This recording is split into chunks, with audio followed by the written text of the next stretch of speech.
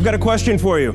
How many people in your organizations are finding it challenging to find the next generation of top talent? Anybody? This is the stuff that's keeping CEOs up at night. And in my company, Rockland Trust, we're a commercial bank in Massachusetts, this is a real big problem. And as the VP of Talent, it's my problem to solve.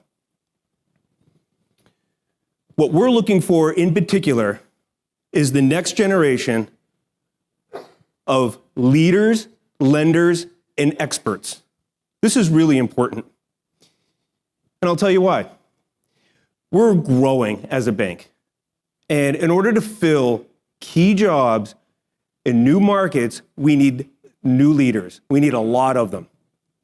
I've been with the company for 10 years, and we've nearly doubled in that time. And as far as commercial lenders, well, let me put it this way. The big banks who used to train commercial lenders, they don't do that anymore. So it's tougher to find commercial lenders. And the average age of a commercial lender nowadays is 55. The average age of a new hire commercial lender, 50. So you can tell that's not sustainable.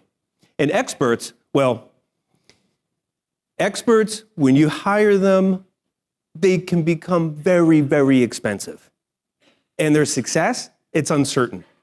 We all know talent doesn't necessarily transfer to new companies. So this is our problem. And we've got to do something really clever to solve the problem. And it can't be one-offs. It can't be a simple program here and there. We needed to create something special. We needed to create what we call a talent ecosystem. And the talent ecosystem is made up of three things. First, it's managers acting more like talent scouts. The second thing is about enrolling HR and recasting HR to be like a talent agency. And then lastly, we want to develop our leaders to be more like mentors. So those are the fundamentals. And let me tell you how it worked out for my colleague Silvio. Silvio graduated with a finance degree from a great business school, but he was having a hard time getting a job, trying to figure out how to use that finance degree. So he was putting some things together. He was a waiter at night, and he took a temp job at Rockland Trust in the mortgage department. We offered him the temp job, but Silvio didn't care. He just wanted to get his foot in the door in a strong and growing company. And he thought if he kept his nose down, he would succeed. And that actually happened. Silvio impressed everybody around him. He impressed his coworkers. He was doing great work. And his manager picked up the phone and said, Michael, you need to know this Silvio. He's a great guy and he's really productive. You should be thinking about him when opportunities open up in the organization.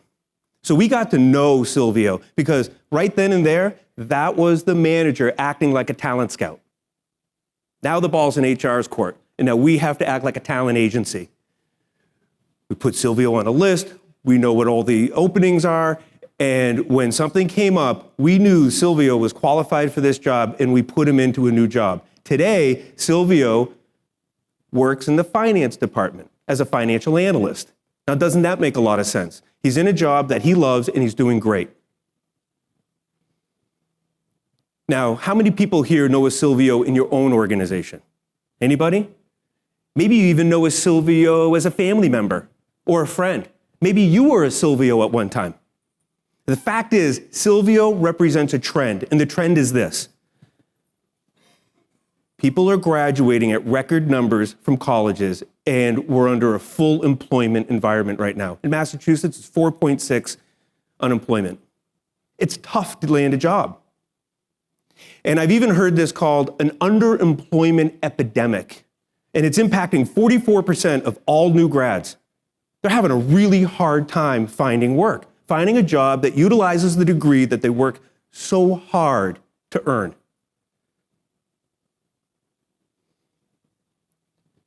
So I told you about the talent ecosystem. And I told you about, well, let me finish off with Silvio. He's having a hard time getting a job, right? And this whole story for me to tell you is because what happens in organizations is we've got a lot of talent hidden. We've got a lot of talent hidden on the front line, and that's a big deal. We have to make sure that we pay attention to that. So I told you about the three major elements of a talent ecosystem. Managers acting like talent scouts, HR acting like a talent agency, and then getting leaders to act like mentors. Now, this works really well, but it's got to be grounded. It's got to be rooted in things that are really important, because you've got to get credibility with the senior leaders. And in order to get credibility with senior leaders, you've got to do three things. The first one is connect whatever you're doing to the strategy. If you're not connecting it to the strategy, it's going to be tough to get funded for your talent initiatives. The next thing, you've got to measure things. Now, standard HR measures, they're pretty good. But I challenge you, try to find some unique measures that actually talk to the problem you're trying to solve. And next, you've got to deliver results. We have an obligation as talent professionals to our organization. We're promising them that we're going to deliver talent for certain jobs in a certain amount of time at a certain quality.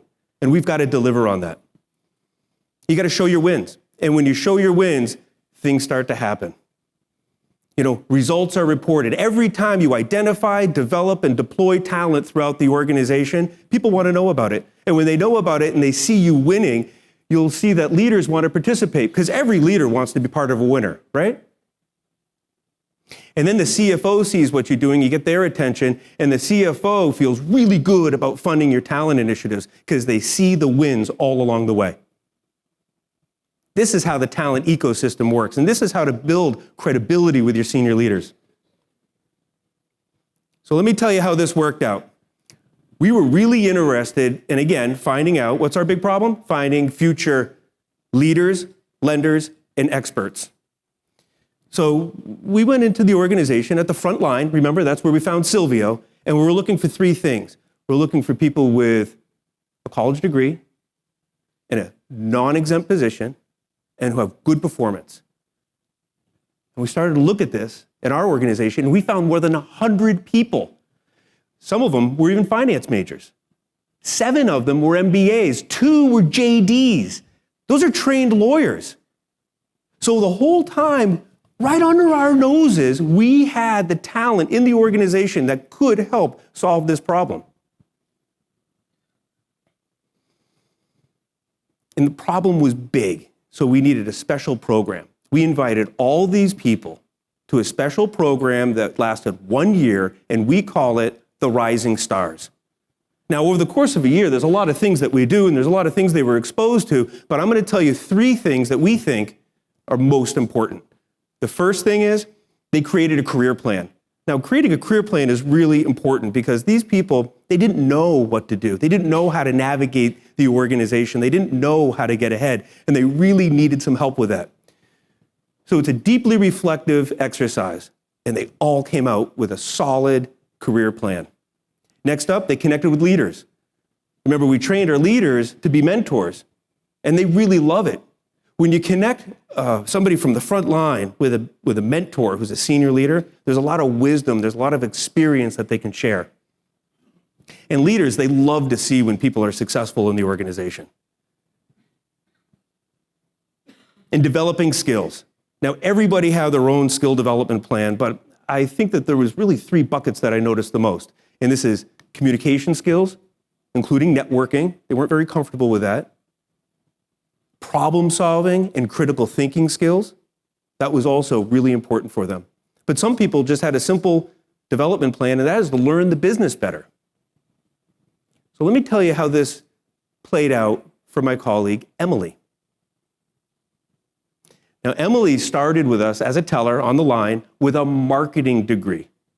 For years, Emily was trying to figure out, how do I get ahead? It almost seemed mystical to her how people got promoted within the organization. She was having a real hard time figuring out how to use that marketing degree and get a job at Rockland Trust. So we worked with Emily, and Emily went through the year-long program. She created a career plan. It was tight. She knew exactly what she wanted to do. She worked with leaders who challenged her, who acted like advocates when she wasn't in the room, and they included her in really important meetings and ad hoc projects. Now, after that year, Emily went through 3 promotions. And when I get back from this conference, Emily is going to have her 4th promotion in the marketing team and a really important job. Emily's going to be a manager. Emily represents our future leaders at Rockland Trust. Now, I've got a lot of stories just like this, and I can go on, but let me tell you the story in terms of numbers. We ran 2 of these classes, 2013 and 2015, for the full year. Out of that, we got 80 graduates. 60% of them got promoted. 85% of them are still with the organization today. 50% decided to get mentors. And here's an interesting measure. Remember, the clarity of goals was not that good when they got into the program? Over the course of the year, they reported 100% increase of clarity of goals. So to peel that back a little bit, on a 10-point scale, they went from a 4 to an 8. Now, these are all great numbers, and we're very happy about them. But remember what we're looking for. We're looking for the next generation of leaders, lenders, and experts. So how did we do? New leaders, people promoted into leadership tracks, 21. And this is out of an organization of 1,200 people. 2 people went into a lending development program, and 15 people got promoted as experts. And they're growing in the organization. So we're pretty happy about this, but you know what? This leaves me actually with more questions. As a lifelong learner, I want to know, how do we do better? What about the 40% who haven't been promoted? Are we keeping them challenged? Are we keeping them engaged? Are we going to have them long enough for that next opportunity to show up? And what about the 50% who chose not to have a mentor? I'm really curious, how do we build more value in that so that they choose a mentor to help them out?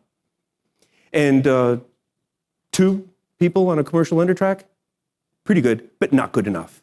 Not nearly good enough. We need to do better, and I have to figure out, how do we get more people in that pipeline?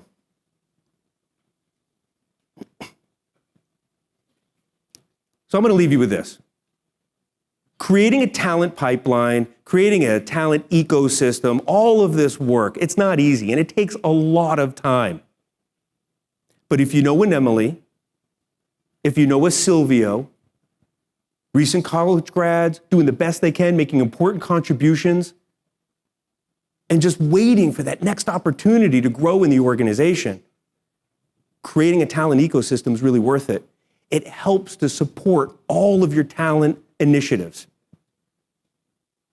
Because remember, if there's nothing else you get out of this talk, get this. If you're not talking to your frontline talent, I guarantee you your competition is. Thanks.